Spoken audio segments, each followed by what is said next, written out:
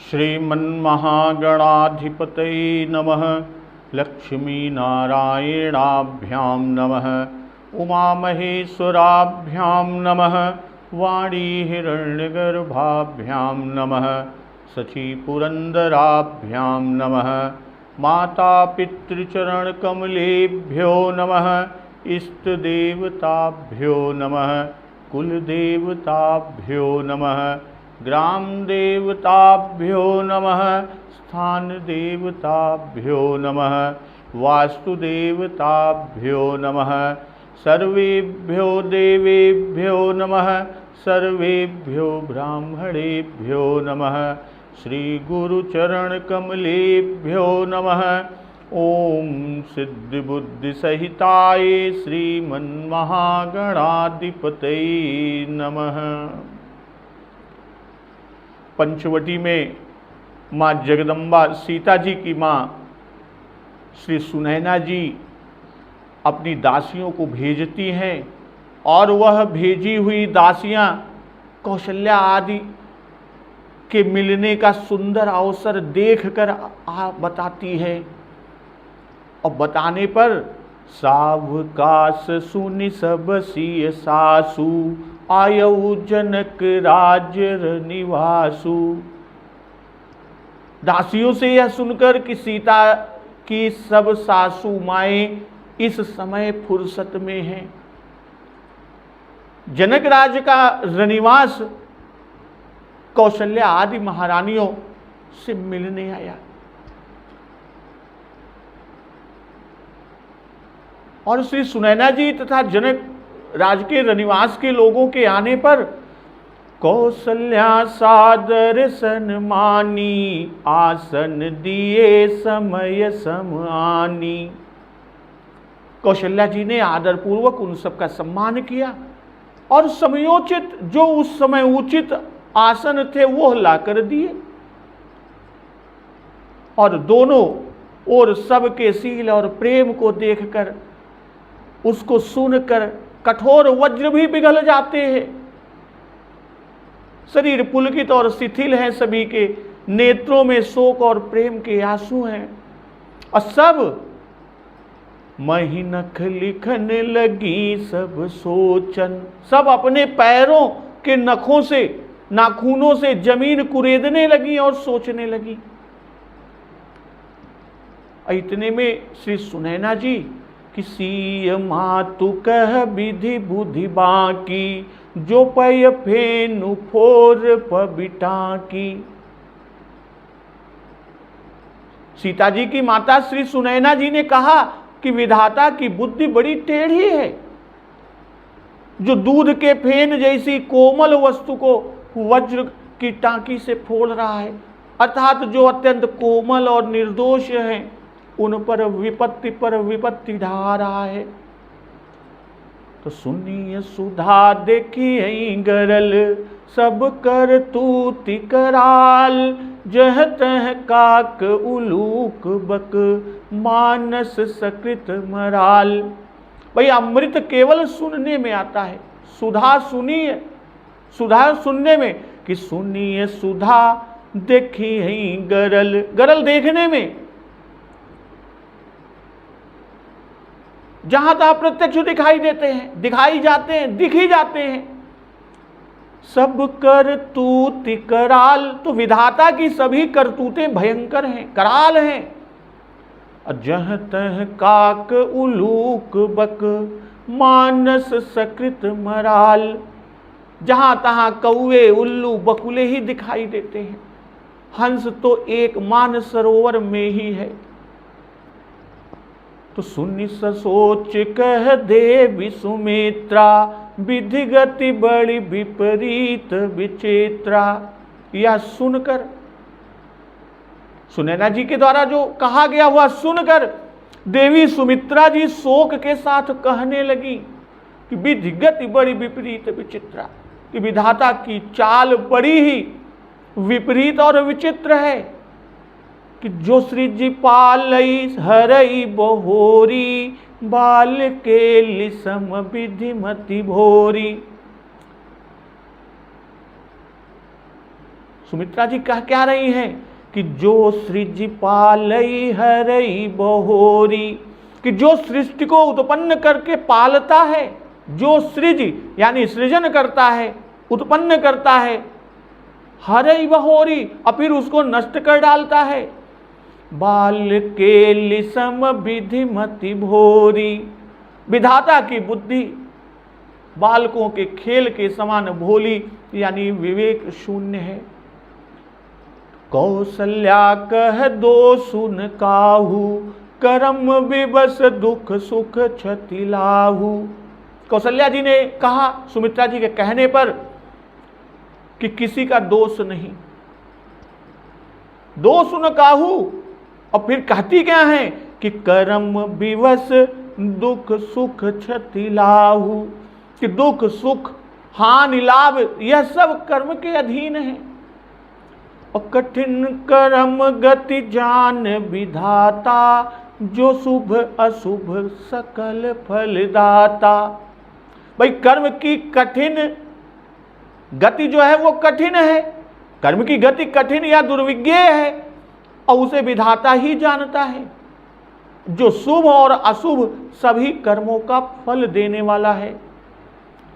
तो ईश रजाई शीस सब ही के, उत्पत्ति स्थिति लय विसहु अमी के। भाई ईश्वर की आज्ञा सभी के सिर पर है। ईश रजाई शीस सब ही के, उत्पत्ति स्थिति लय विसहु अमी के, कि उत्पत्ति स्थिति यानी पालन और लय यानी संहार, और साथ ही विसहु अमी के अमृत और विष के भी सिर है। ईश्वर की आज्ञा ये सब भी उसी के अधीन है।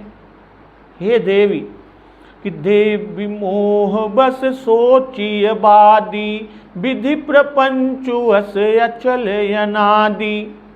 हे देवी मोहवश सोच करना व्यर्थ है, विधाता का प्रपंच ऐसा ही अचल और अनादि है। तो सुनि सोच कह देवी सुमित्रा, विधि गति बड़ी विपरीत विचित्रा। सुनैना जी के कैकेयी की करनी को ब्रह्मा जी के बहाने व्यंग्यपूर्वक कहना। सुनैना जी ने कैकेयी की करनी को ब्रह्मा जी के बहाने से व्यंग्यपूर्वक कहा और उसको सुनकर सोचकर सुमित्रा जी ने उस दोष को ब्रह्मा के ऊपर रख दिया। और कौशल्या जी सबको निर्दोष कहकर अपने कर्मों को प्रधान कह रही हैं कि विधि गति बड़ी विपरीत विचित्रा। सुमित्रा जी ने कहा कि अमृत को चाहिए कि घर घर मिलता जिससे सब सुखी रहते, और सुनने में ही वो आता है, देखने में नहीं मिलता अमृत। अब विष चाहिए था कि छिपा रहता, कि लोग जानते कि हाँ कहीं कोई विष नामक वस्तु है, क्योंकि वह मृत्युकारी है। सो सब जगह है भाई, धतूरा संखिया कुचला भिलावा ये सब विषैली वस्तुएं, अब विषैले सर्प आदि सर्वत्र हैं। इसी से घर घर दुख शोक मृत्यु यह सब देखने पड़ते हैं। यहां राज्य मिल रहा था सो वनवास दे दिया, यह विपरीत बात हुई। और उसमें विचित्रता यह कि अवधवासियों को वन में दुख के बहाने श्री राम दर्शन का सुख प्राप्त हो रहा है। और आगे देवी सुमित्रा जी कहती हैं कि जो श्री जी पालई हरई बहोरी, बाल के लिसम विधिमति भोरी। भाई बड़ी विपरीत और विचित्र कहकर उसका उदाहरण सुमित्रा जी देती हैं कि जिसको जो पैदा करता है उसका पालन करता है उसको मारता नहीं, यहां तक कि विष का पौधा लगाकर उसे उखाड़ते नहीं, पर विधाता जिसको पैदा करता है उसी को मार भी डालता है। तो यही विपरीतता और विचित्रता है।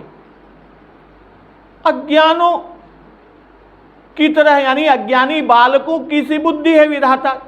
जैसे लड़के बाल क्रीड़ा में घरौदा बनाते हैं फिर बिगाड़ते हैं, वैसे ही कार्य विधाता के हैं। स्वयं बनाकर बिगाड़ने में किंचित दुख विधाता को नहीं होता। तो उसकी यह बाल केली है। अब यहां विधि यानी ईश्वर, विधि मति भोरी, विधि ईश्वर, क्योंकि ब्रह्मा केवल सृजन करते हैं और यहां उद्भव, स्थित, संहार तीनों कार्य विधि के कहे हैं। इसलिए सुमित्रा जी श्री सुनैना जी के वचनों का तत्वतः खंडन करके ईश्वरेच्छा बलीयसी यह सिद्धांत बता रही हैं, क्योंकि सुमित्रा जी जानती हैं कि श्री राम ही ईश्वर हैं, इसलिए उन्होंने कैकेयी को निर्दोष सिद्ध किया। विषमप्यमृतम क्वचित भवेद मृतम विषमीश्वरेच्छया। इससे सुनिए सुधा देखी हैं गरल, सब कर तूति कराल। तो इसका भी निराकरण हो गया।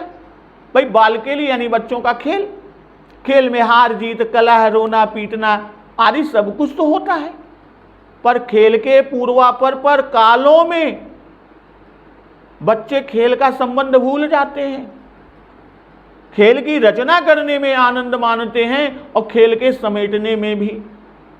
इसी प्रकार ईश्वर भी उदासीन रहकर उत्पत्ति, स्थिति यानी पालन और संहार करता है। उनमें वैषम्य, नैर्घृण्य नहीं है।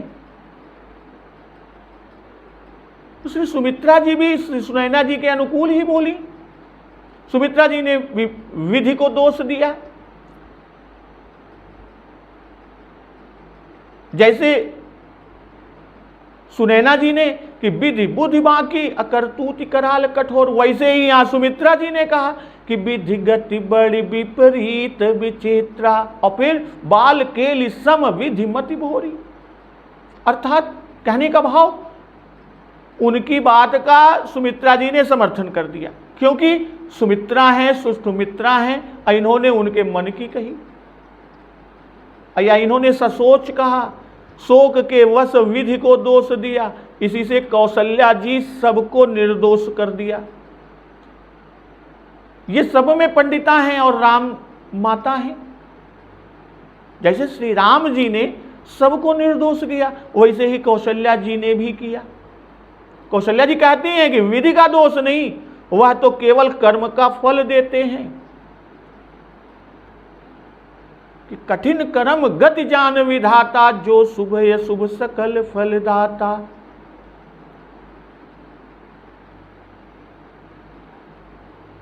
किसी को सुख दुख नहीं देते, न किसी को भला बुरा बनाते, यह सब कर्म फल है। कर्म प्रधान विश्व करी राखा, जो जस करई सो तस फल चाखा। भाई जो जैसा करता है उसकी चाकरी देख, उसको वैसा ही फल या उसकी वैसी ही मजूरी दे देते हैं। इतना ही काम है विधि का, ब्रह्मा जी का, इतना ही काम ब्रह्मा जी का है, और उनको किसी से न राग है न द्वेष है, कि कर्म विवश सब हो ही गोसाई, बरबस रात दिवस की नाई। इसका जो भाव है वही यहां कि कर्म विवश दुख सुख क्षति लाहू का भी भाव। तो इस तरह इन्होंने कर्म को ही प्रधान ठहराया, कर्म विपाक सिद्धांत को दृढ़ किया। ऐसी को आगे पुष्टि करती जाती हैं कि कर्म की गति बहुत कठिन है, गहना कर्मणो गति ही, और उसको सब समझ नहीं सकते। यही बात भागवत में जनक महाराज से 9 योगेश्वरों ने कही है, अब वाल्मीकि में, रामायण में राम जी ने बाली से कही है। विधि जानते हैं, जीव नहीं जानता, इसी से वे गति को जानकर शुभ कर्मों का शुभ फल और अशुभ कर्मों का अशुभ फल देते हैं। अपनी तरफ से न किसी को शुभ बनाते और न अशुभ। जीव कर्म बस सुख दुख भागी, अशुभ अरु अशुभ कर्म अनुहारी, ईस देई फल हृदय विचारी। इसी को और पुष्ट करती हैं, ईस रजाई शीस सब ही के। इसी को और पुष्ट कर रही हैं। सब ईश्वर की आज्ञा का पालन कर रहे हैं। भाई ब्रह्मा आदि जो कर्म फल देते हैं वो भी ईश्वर की आज्ञा से, उनको इसी का अधिकार दिया गया कि कर्म देख कर और उसके अनुकूल प्रारब्ध शरीर बना दे। भाई एक विधि ही नहीं, सभी आज्ञा पालन कर रहे हैं।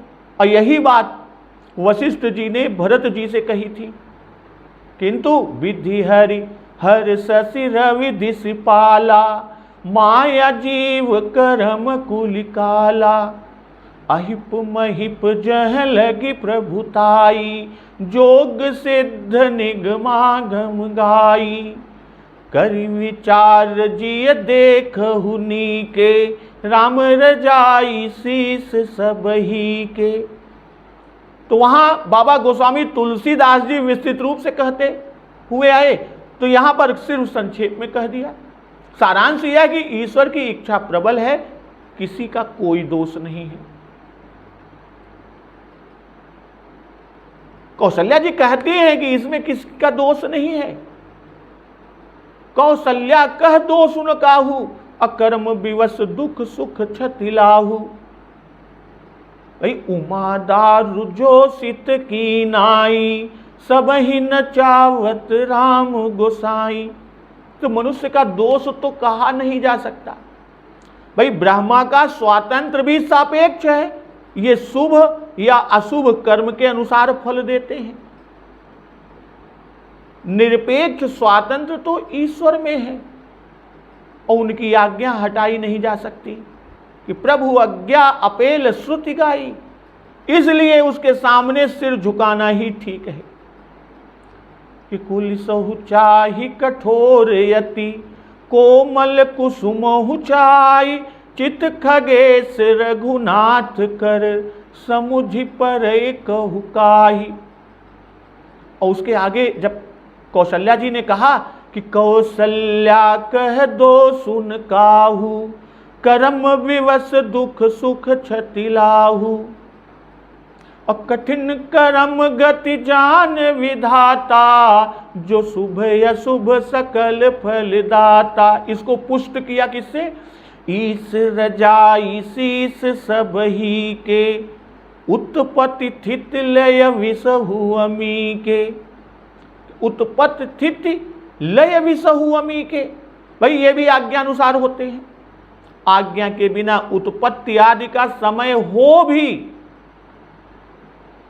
तो वह हो नहीं सकता, और आज्ञा हो तो बिना समय ही यह सब हो सकते हैं।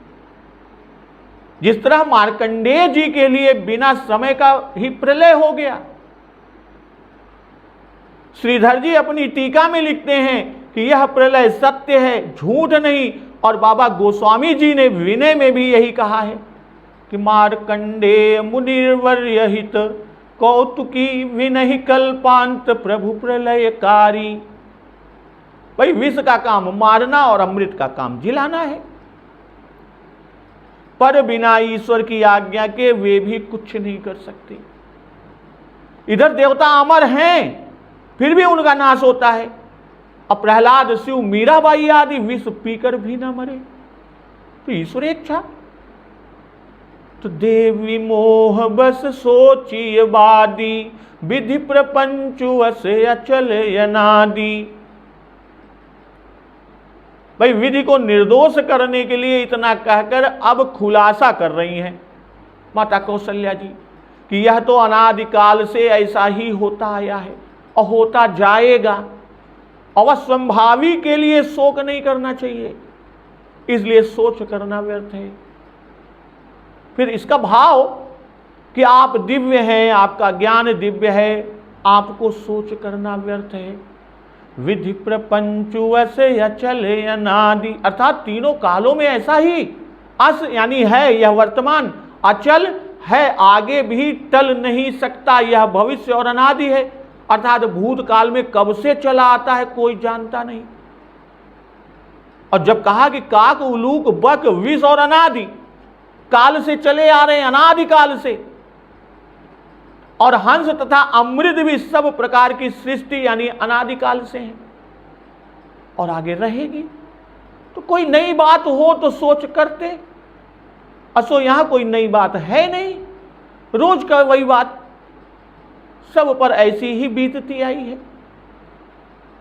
तो यहां श्री कौशल्या जी का शील भी दिखाया।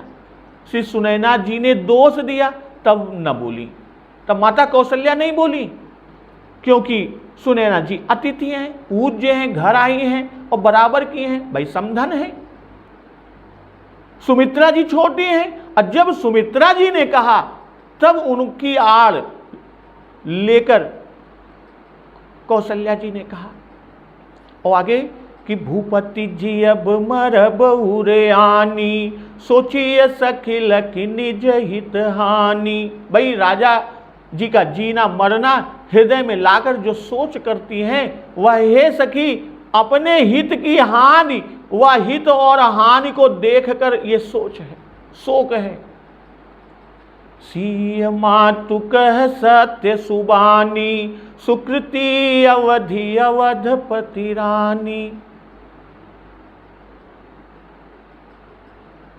श्री सीता जी की माता सुनैना जी ने सत्य सुंदर वाणी से कहा कि आपकी सुंदर वाणी सत्य है, आप पुण्यात्माओं की सीमा अवध के राजा चक्रवर्ती महाराज दशरथ की रानी ही हैं, तो ऐसा कहना आपके योग्य ही है। तो लखनु राम मुसिय जाहु बन, भल परिणाम न पोच, गहबरी ही कह कौशिला, मोहि भरत कर सोच।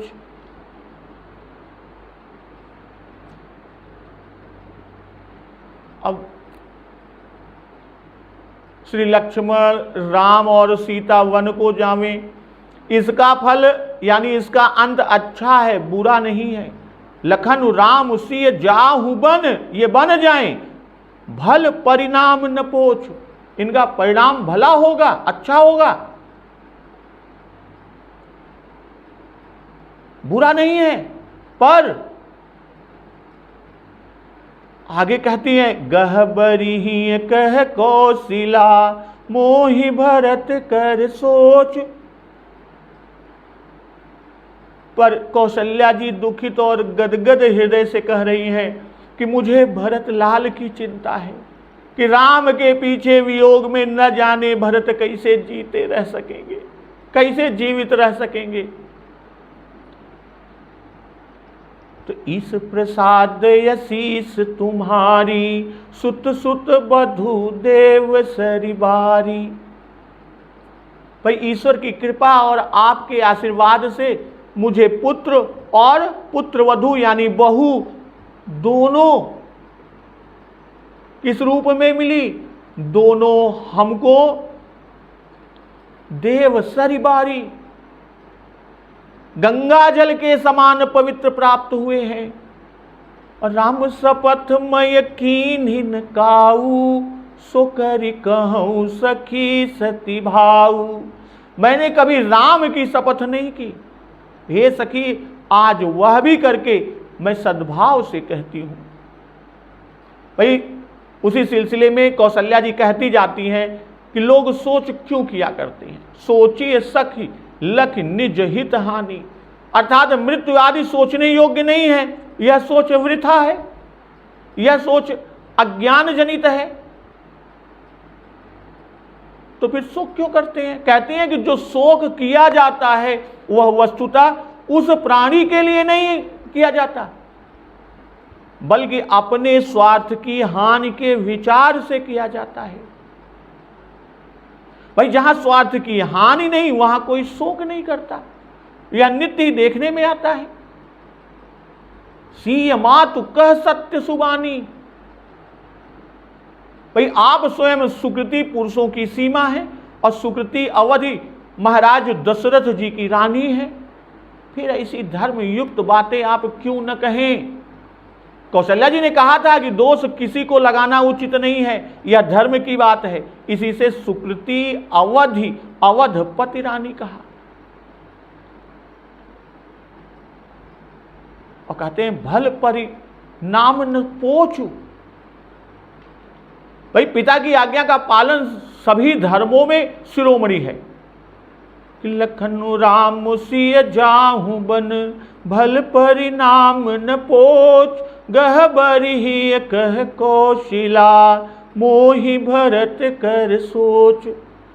भल परिणाम न पोच, पिता की आज्ञा का पालन सब धर्मों में शिरोमणि है। पितु आयसु सब धर्म टीका। और फिर तीर्थ ऋषि आदि का दर्शन होगा, बन जाएंगे, देवताओं का भला होगा, पृथ्वी का उद्धार होगा, चक्रवर्ती राज्य निष्कंटक होगा और तीनों लोगों का आधिपत्य होगा। तीनों लोगों का धर्म सुयश अकंटक राज्य की प्राप्ति होगी। और श्री राम जी धर्म पर आरूढ़ हैं, इसलिए इसका फल अच्छा ही होगा। अंत में सुख ही सुख है। और धर्म से सुख होता है कि सुख चाहे मूढ़ न धर्म रता। भाई धर्मों का परिणाम बुरा नहीं होता। तो गहबरी ही कह कौशिला, मोहि भरत कर सोच। भाई कौशल्या जी कहती हैं कि लक्ष्मण, राम और सीता के वन जाने से मुझे सोच नहीं है, क्योंकि इसका परिणाम अच्छा है कि तात प्रेम सब जनिक राहु, समुझ हृदय परिणाम उछाहु। तो मुझे सोच है, तो मुझे सोच भरत जी का है, भरत लाल का है। जैसे भरत जी के पिता कहते थे कि सो सुत बिछुरत गयउन प्राणा, को पापी बड़ मोहि समाना। ठीक उसी तरह यह लड़का यानी भरतलाल मेरा कहता है कि कोटि कुल सही भयउ न बेहू, जियत दैव जड़ सबुई सहाय। ये भी कहा। तो मुझे डर लग रहा है कि कहीं यह अपने बाप की भांति धोखा न दे जाए। माता कौशल्या जी कह रही हैं। और आगे चलकर इसी का स्पष्टीकरण करती हुई माता कौशल्या जी कहती हैं कि गूढ़ स्नेह भरत मन माही, रहे नीक मुहि लागत नाही।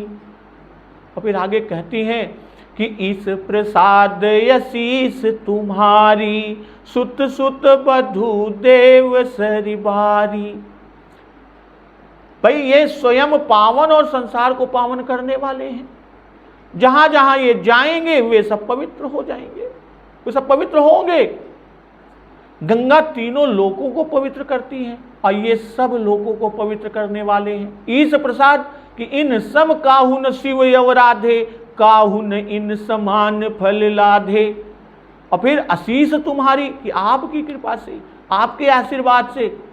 यह बड़ों के बोलचाल की रीति है कि आप ही का आशीर्वाद है, आप ही का प्रसाद है। और शिष्टाचार है। और ईश का मतलब ईश्वर यानी भूतभावन भगवान शिव जी। तो राम सपथ मय कीन्ह काऊ, सो करि कहूं सखी सती भाऊ। भाई स्त्रियां प्रायः माता पिता भाई आदि की कसम खाती हैं और पुत्र का शपथ ऐसा ही कोई संकट जब आन पड़ता है तब करें, नहीं तो कदापि नहीं करती। और यहां यह भी ध्यान रखिए, न्यायालय में भी, कोर्ट में भी किसी मनुष्य को पुत्र की कसम नहीं दिलाई जा सकती। पहले श्री सीताराम जी को गंगा जल से उपमा देकर फिर राम शपथ मैं कीन्ह न काऊ कहने के पीछे का भाव कि गंगा जल की शपथ कोई सहसा नहीं करता, तो श्री राम जी की शपथ मैं कैसे कर सकती हूं। पर आगे जो कहती हूं वह सद्भाव से कहती हूं और जो कहती हूं वह यथार्थ है। कुछ अपनी श्रेष्ठता बताने के लिए, दिखाने के लिए, जनाने के लिए मैं नहीं कहती। फिर सौगंध खाकर सद्भाव से कहने का भाव, यदि मैं झूठ कहती हूं तो मेरे सब सुकृत नष्ट हो जाएं। जो राम मुझे बड़े सुकृतों से मिले हैं वे मेरे काम ना आवे। और माता कौशल्या आगे भरत की बड़ाई करती हैं और यह भी कहती हैं भरत वन को जाएं, प्रशंसा करने से लोग बड़ाई करेंगे कि राम माता बड़ी सुशीला सहृदया हैं और वन भेजना सुनकर कहीं यह न समझें कि बड़ी चतुर है। कितनी चतुराई से कैकेयी से बदला दे रही हैं और उसके पुत्र को वन भेजती हैं। तो इन्हीं संदेहों के निमित्तार्थ अपने प्राण प्रिय पुत्र की शपथ माता कौशल्या करती हैं। तो भरतशील गुण विनय बड़ाई, भायप भगति भरोस भलाई। भाई श्री भरत जी का शील गुण विनम्र स्वभाव, बड़ाई यानी बड़प्पन और महिमा, भाईपन भक्ति विश्वास और अच्छाई कहते। कहत सारदहु कर मति हीचे, सागर सीप की जाहि उलीचे। माता कौशल्या जी कह रही है कि भरत जी का शील गुण विनम्र स्वभाव, बड़ाई, भाईपन भक्ति विश्वास अच्छाई कहते सरस्वती की बुद्धि भी असमर्थ हो जाती है। अब आगे उदाहरण करती हैं कि सागर सीप की जाहि उलीचे। कहती हैं कि क्या सीप से समुद्र को उलीचा जा सकता है, अर्थात जैसे यह असंभव है वैसे ही सरस्वती का वर्णन कर पाना असंभव है। और फिर और किसी की क्या शक्ति है। तो जानो सदा भरत कुल दीपा, बार बार मोहि कहु महीपा।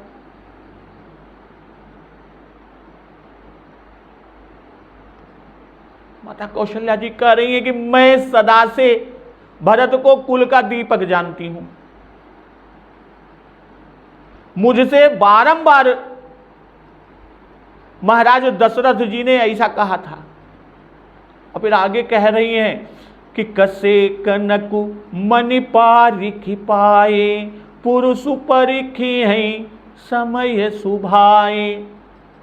भाई सोना कसौटी पर कसे जाने पर, मणि जौहरी के हाथ पड़ने व परीक्षा होने पर पहचाना जाता है कि असली है या नहीं है। तो वैसे ही पुरुष की परीक्षा समय पड़ने पर उसके स्वभाव से स्वाभाविक ही हो जाती है। परंतु अनुचित आजु कहब यस मोरा, शोक स्नेह सयानप थोरा। परंतु आज मेरा ऐसा कहना भी अनुचित है। भाई शोक और स्नेह में चतुरता कम हो जाती है। तो सुन सुर सरिसम पावन बानी, भई स्नेह बिकल सब रानी। गंगा जी के समान पवित्र वाणी को सुनकर सब रानियां स्नेह से व्याकुल हो गई या स्नेह से प्रेम विह्वल हो गई। भाई भरत जी का कि भरतशील गुण विनय बड़ाई, भायप भगति भरोस भलाई, इनका वर्णन कहत सारदहु कर मति हीचे। शारदा मैया सरस्वती जी भी इनका वर्णन नहीं कर पाती, उनके लिए भी वर्णन करना असंभव है। उदाहरण देते हैं कि सागर सीप की जाहि उलीचे। भाई यहां श्री भरत जी में 7 उत्तम लक्षण माता कौशल्या ने गिनाए। शील, विशेष नम्रता, बड़ाई, भायप, भक्ति, भरोसा और भलाई। इन 7 गुणों को गिना कर कहती हैं कि शारदा भी कह नहीं सकती, इतने अनंत सद्गुण भरत में हैं, तब मैं क्या कह सकती हूं। उन्हें समुद्र समझो। भाई बड़े बड़े 7 समुद्र हैं और 7 गुण कहकर यह दिखा रही हैं कि इन्हें 7 अपार समुद्र समझो। जैसे उनका अंत नहीं वैसे ही भरत जी के गुण अनंत हैं, उनकी थाह नहीं है। समुद्र में अगणित और बड़े बड़े सीप होते हैं, तो उन सीपों से भी कोई चाहे या वह सीप ही स्वयं चाहे तो क्या समुद्र का जल उसमें भर भर कर बाहर फेंक सकता है और फेंक कर उसको खाली कर सकता है? कदापि नहीं कर सकता। ठीक उसी तरह सरस्वती मैया भरत के गुणों को कहकर पार नहीं पा सकती, तब मैं या कोई और क्या कह सके। बाबा गोस्वामी तुलसीदास जी कह रहे हैं, जब सरस्वती जी भरत के गुणों को कहकर पार नहीं पा सकती, तब मैं या कोई और क्या कह सके। इतना ही कहकर छोड़ देती है। कि जानऊ सदा भरत कुल दीपा, बार बार मोहि कहू महीपा। जानो कि यहां 3 प्रकार के अर्थ, मैं जानती हूं, मैं जानता हूं, या तुम जान लो। भाई राजा हमसे बार बार कहते रहे, माता कौशल्या जी कह रही हैं, बार बार महाराज दशरथ जी हमसे कहते रहे कि हम भरत को कुल दीपक सदा जानते हैं। बार बार कहने का आशय कि तब हमको ऐसा विश्वास नहीं आता था। अब हमने जाना कि राजा दशरथ जी यथार्थ ही कहते थे। और कसे कन कुमन पारिख पाए, पुरुष परखी हैं समय सुभाए। भाई पहले तो राजा से सुना था भरत कुल के चिराग हैं, उजागर करने वाले हैं, कीर्ति बढ़ाने वाले हैं, और अब आपत्ति पड़ जाने पर इस बात की सत्यता आंखों से मैंने देख ली कि कुल मर्यादा की रक्षा इन्होंने की, दूसरे कदापि न कर पाते, या दूसरे से कदापि न हो सकती। जिस तरह सोने की परख कसौटी पर कसने से होती है, मर की परख उसे धोकर पिलाने पर होती है कि विष उतर जाए तो जानो कि सर्प का मोती है। सच्चा मोती भाई पारखी के पाने पर और समय पड़ जाने पर पुरुष के स्वभाव की परीक्षा होती है। यथा चतुर्भि कनकम परीक्षते, निघर्षण छेदन ताप ताड़ नहीं, तथा चतुर्भि पुरुष परीक्षते, त्यागेन शीलेन गुणे कर्मणा। भाई सोने की परीक्षा 4 प्रकार से होती है। निघर्षण यानी कसौटी पर घिसने से, छेदने से, तपाने से और ताड़न से। इसी तरह पुरुष की परीक्षा त्यागशील गुण और कर्म से होती है। फिर जैसे कि और भूप परख सुलाखि तौलिताई लेत, सो समय ऐसा पाकर हमने भरत का स्वभाव परख लिया है, इससे राजा की बात पर पूर्ण विश्वास हो गया है। पुरुष परखी है समय सुभाए, समय पड़ने पर पुरुष की परीक्षा होती है। कहने का भाव कि जब सुसमय और कुसमय दोनों में स्वभाव एक रस सुंदर बना रहे, तब यह जानना चाहिए कि वह पुरुष उत्तम है। अब भरत जी का स्वभाव ऐसे समय में भी सावधान बना रहा, इसलिए उनके समान उत्तम कौन है। तो अनुचित आजु कहब यस मोरा, शोक स्नेह सयानप थोरा।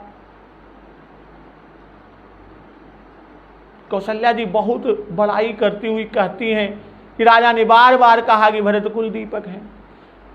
सोना कसने पर, मणि परखे जाने पर जान पड़ता है, वैसे ही पुरुष समय पड़ने पर सहज में ही जान पड़ता है। यह कहकर कौशल्या जी सकुच गई। आज ऐसा कहना अनुचित है, पर शोक और स्नेह में सयानापन थोड़ा हो जाता है, कम हो जाता है, इससे कह गई।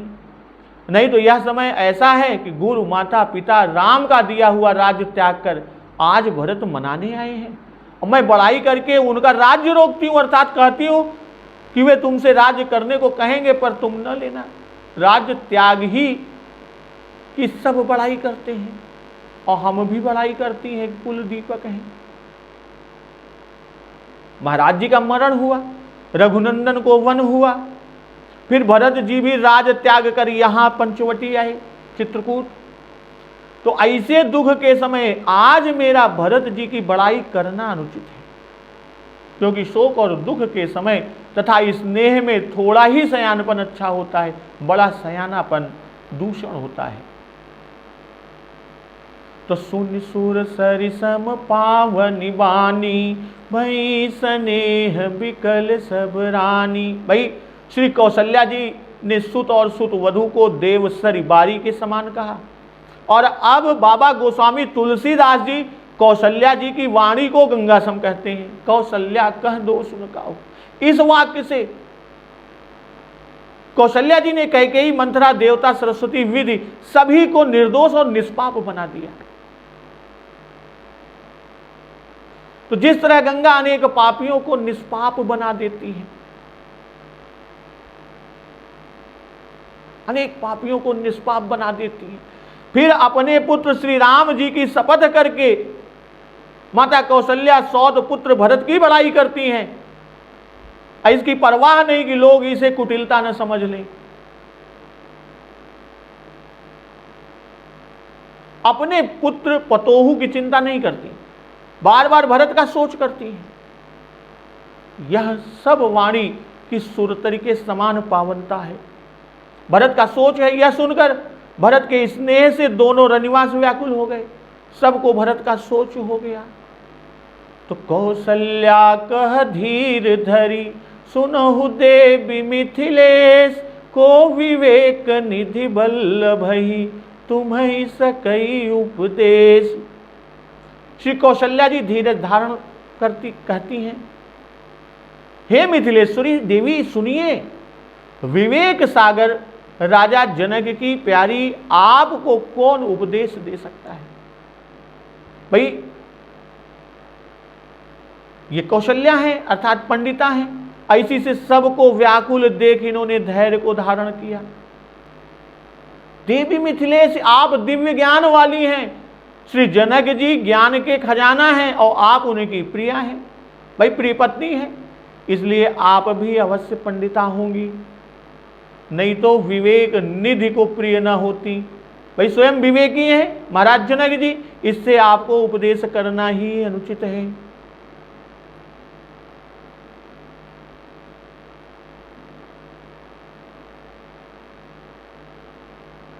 तो अब